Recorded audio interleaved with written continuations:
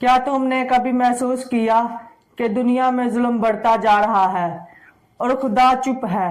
لیکن یاد رکھو، خدا کبھی چپ نہیں رہتا، اس کا انصاف ہمیشہ کامل ہوتا ہے۔ کہانی: ایک گاؤں میں ایک نیک انسان تھا۔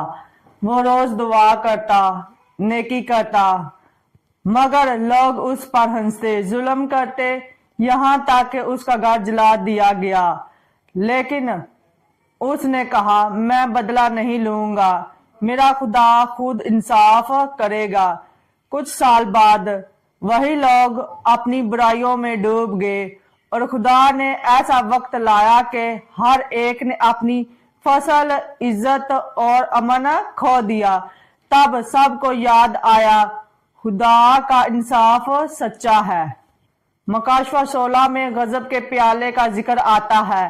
یہ خدا کے ساتھ آخری فیصلے ہیں جو زمین پر نازل ہوں گے۔ ہر پیالہ خدا کے عدل کا نشان ہے، کیونکہ انسان نے اس کے کلام کو ٹھکرا دیا اور اپنے بتوں کو خدا مانا۔ لیکن یاد رکھو، یہ پیالے بدکاروں کے لیے نہیں ہیں۔ بدکاروں کے لیے ہیں، نہ کہ ان کے لیے جو خدا کے برا یسوع پر ایمان رکھتے ہیں۔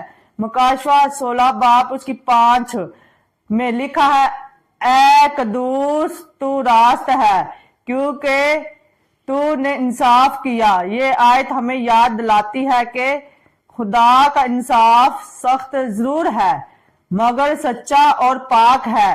عزیزو، اگر تم چاہتے ہو کہ خدا تمہارے ساتھ کھڑا رہے اس دن، تو آج اپنے دل کو اس کے حضور جھکا دو۔